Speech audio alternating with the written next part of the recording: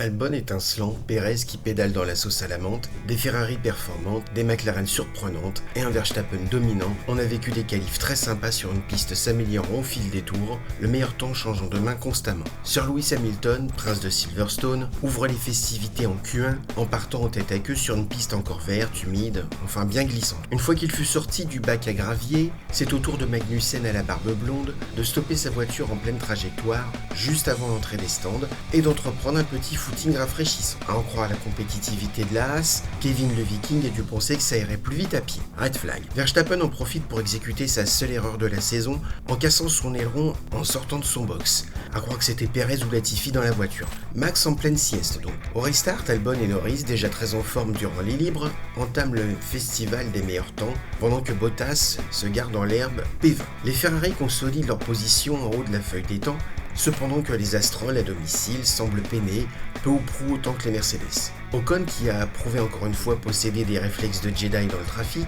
gâche son meilleur tour dans une mésentente avec Lance Stroll. P13, dommage, il pouvait faire un peu mieux comme le prouve la P10 d'un Gasly très solide. Albon, P3 et P2 en LE et L3, brillant comme la coupe de Wimbledon, P20 à 3 minutes de la fin de la Q1, se classe P8 dans un dernier sublime effort, dont le résultat serait presque décevant compte tenu des promesses entrevues en essai libre. C'est pas comme s'il avait pas essayé, mais Alonso, pourtant volontaire et combatif à domicile, ne peut pas faire mieux que P9 avec une Astral Martin dépassée par les évolutions italiennes et allemandes. Aux 6e et 7e places, les deux Anglais à l'étoile noire font ce qu'ils peuvent avec une monture toujours pas à la hauteur des promesses formulées par Airwolf. Les Ferrari 4 et 5, solides aux avant-postes, aux mains de deux gaillards qui ne laissent pas ni aux chiens, montrent que les évolutions apportées à la monoplace vont dans le bon sens. En tout cas, sur un tour lancé, ça fonctionne.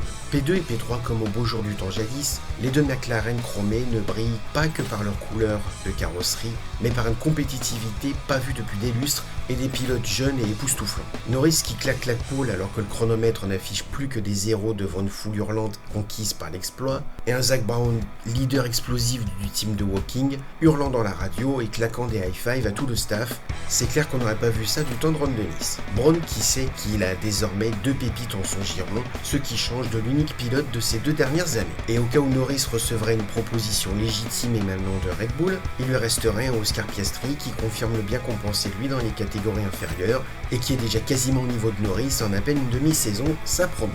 À propos de Red Bull et de pilote unique, il est où Checo ?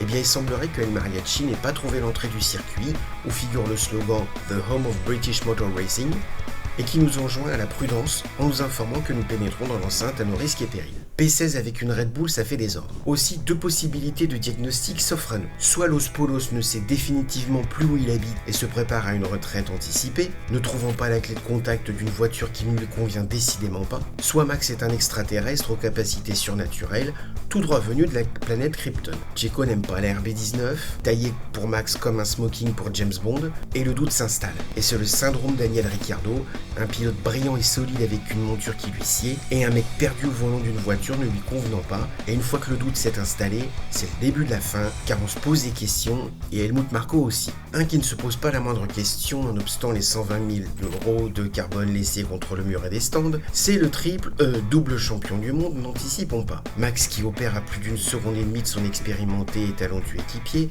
arrache la pole dans la dernière seconde en faisant exploser le dernier secteur. Une performance qui lui offre sa 28e pole position, le voici P10 dans le classement des polemen de l'histoire de la F1, et à ce rythme-là, il pourrait devenir P5 d'ici la fin de saison. 14e podium à Silverstone pour Lewis Hamilton, des McLaren ressuscités, un double DNF pour Alpine et un 43e succès pour Max la Menace, qui mène désormais les 2 championnats, c'est le Grand Prix de Grande-Bretagne. Non, il n'est pas venu pour prendre le thé, Max.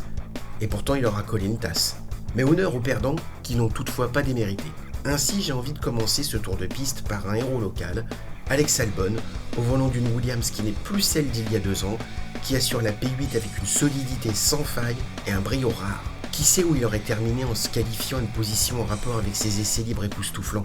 Autre héros local qui n'aura pas laissé une bouchée à Roscoe, c'est George Russell, au volant d'une Mercedes un poil supérieure aux Ferrari et aux Astral Martin en rythme de course, grâce à un développement inspiré, mais dépassé d'un demi-sucre par des McLaren qu'on ne reconnaît plus. Russell P5, déçu de rater le podium, faut dire qu'il avait dominé sur Lewis jusqu'à la virtual safety car, dépassement d'anthologie sur Leclerc dans Woodcote, les connaisseurs auront apprécié. Leclerc justement qui avec Sainz ferme la marche de ceux qui ne sont pas venus pour rien. P9 et P10 pour des Ferrari rapides sur un tour, impossible à passer par les étoiles noires en course, et qui se reprennent les pieds dans le tapis dès qu'il y a une safety car. Mais l'essentiel n'est pas là puisque les rouges reprennent des couleurs et un nuage de lait.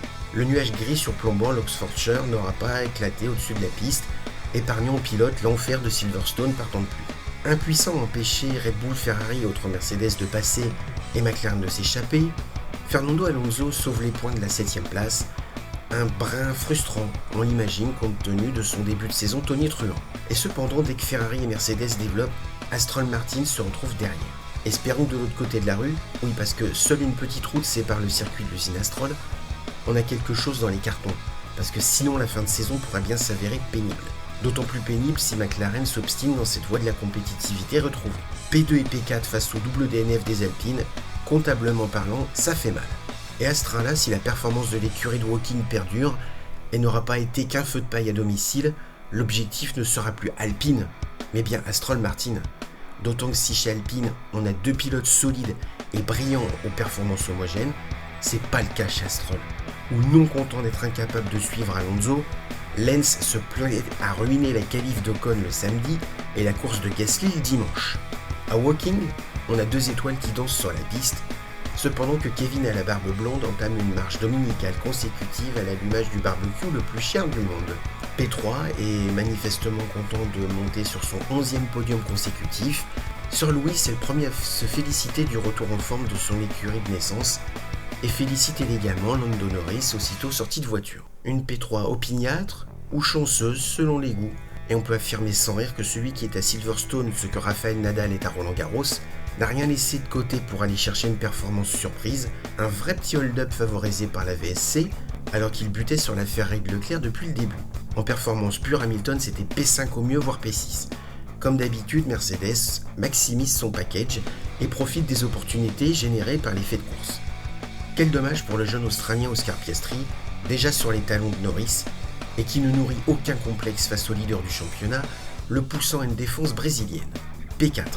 Mais nous doutons nullement que si la monoplace chromée conserve ce niveau de compétitivité, le premier podium est pour bientôt, voire davantage.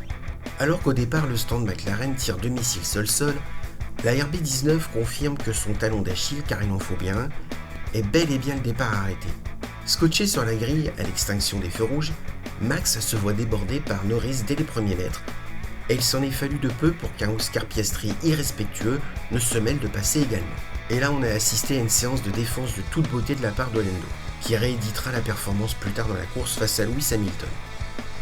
Mais au freinage de Woodcote, Max plonge au panneau trop tard pour les autres et prend le commandement de l'épreuve.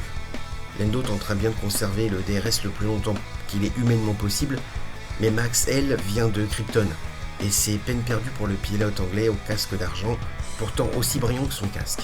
À la relance, départ lancé cette fois, intelligemment orchestré par sa seigneurie le Hollandais Roland, Max explose dès le premier tour le précédent meilleur tour en course d'une pleine seconde, tout en se plaignant de la tenue de ses pneus. Il ne laissera aucune chance à ses adversaires, pas plus que Norris ne laissera à Hamilton le moindre centimètre supplémentaire pour doubler. En cette occasion, les McLaren en pneus durs se montreront intraitables avec des Mercedes en médium et soft. Ça promet pour la suite. Comme une petite fille enfile des perles sur un collier, Max Verstappen enfile l'épaule, les meilleurs tours en course et les victoires.